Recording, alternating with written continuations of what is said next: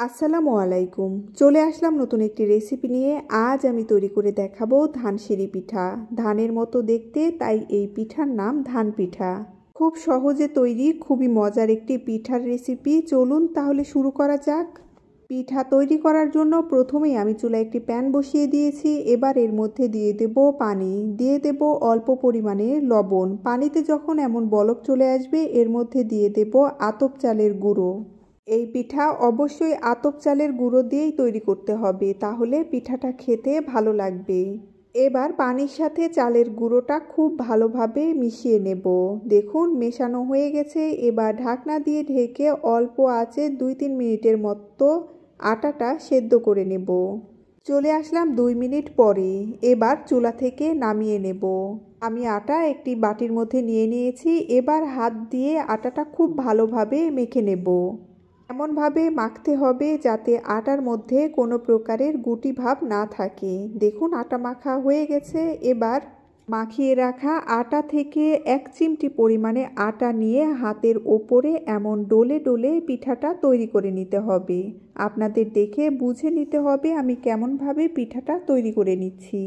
এই পিঠাটা আপনারা আর একটু ছোট বা বড় করেও তৈরি করে নিতে পারেন। আমি আরেকটা তৈরি করে দেখাচ্ছি। এভাবেই সবগুলো তৈরি করে নেব।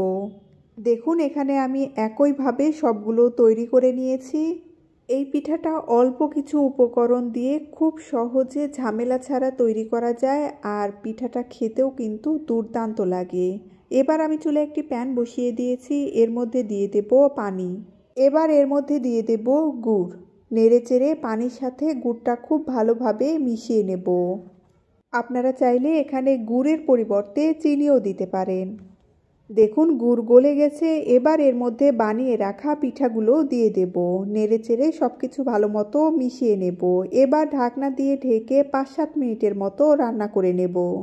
আমি অল্প আঁচে কিছুক্ষণ রান্না করে নিয়েছি। দেখুন পানি অনেকটাই শুকিয়ে এসেছে। এবার এর মধ্যে দিয়ে দেব কোরানো নারকেল। আবারও সব কিছু নেড়েচেড়ে ভালো মতো মিশিয়ে নেব। এবার চুলাটা বন্ধ করে দেব। এবার এর মধ্যে দিয়ে দেব হালকা গরম দুধ। দুধটা আমি আগে থেকে জাল দিয়ে ঘন করে নিয়েছি। নেড়েচেড়ে আবারও সব কিছু ভালো মতো মিশিয়ে নেব। এবার ঢাকনা দিয়ে ঢেকে আধা ঘন্টা 1 ঘন্টার মতো রেস্টে রেখে দেব। চলে আসলাম 1 ঘন্টা পরে। তৈরি হয়ে গেল খুব সহজে এবং খুবই মজাদার ধান পিঠার রেসিপি। আপনারা বাড়িতে একবার হলেও ট্রাই করে দেখবেন। এতক্ষণ পাশে থাকার জন্য ধন্যবাদ সবাইকে।